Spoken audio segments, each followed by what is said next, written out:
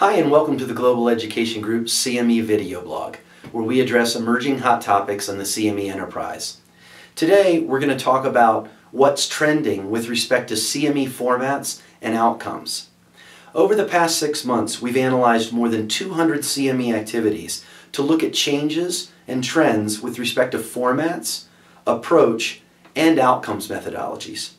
In this evolution of CME, we're seeing 3 key trends areas. First, performance improvement. After a rush to support PI in 2011 and 12, the perspective from both CME providers as well as funders is that the CME enterprise has actually achieved limited success with respect to PI programs. Why? Well, a few reasons. First, confusion among physicians. Many physicians think that PI means that it's going to be a long, sort of drawn-out process that takes a lot of time. In addition, a second big area is lack of time. Physicians have reported to us over and over again that there is a general lack of time to participate in CME activities, and so when it comes to PI, they think that it's going to be a big time commitment. That lack of time leads to the third key kind of area or limitation for PI, and that's a lack of follow-through in the PI system, the 3-stage PI system that AMA has set forth. And so as a result, physicians might enter stage A but not get to B and C. So with respect to PI, there has been some limited success there. A second key trend area is with respect to outcomes.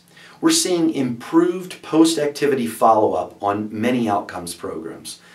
We see that in a few areas. First, we're seeing better email follow-up from the providers, and that's because more and more providers are incorporating their faculty. So the follow-up email often comes from the faculty member and asks for feedback from the attendees of the CME activity.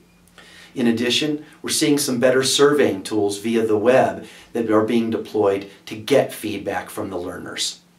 And last, some of the new formats that are being incorporated include things like text. It's easy, it's quick, and it's efficient. And we're seeing oftentimes when they are managed and packaged well by the provider that we can achieve higher response rates from these follow-up surveys. The result is that we're seeing more information on when, where, and actually how participants are incorporating CME into practice and getting patient outcomes. A third key trend area that we're seeing is with respect to patients themselves. We're seeing increased use of patient education and input in CME activities. First, we're seeing organizations and activities where we're embedding patient ed materials as part of the CME activity. Second, bringing patients and physicians together as part of an actual CME activity and having them talk to one another. And last, incorporating patient feedback and patient surveys into the overall CME process. So again, seeing that.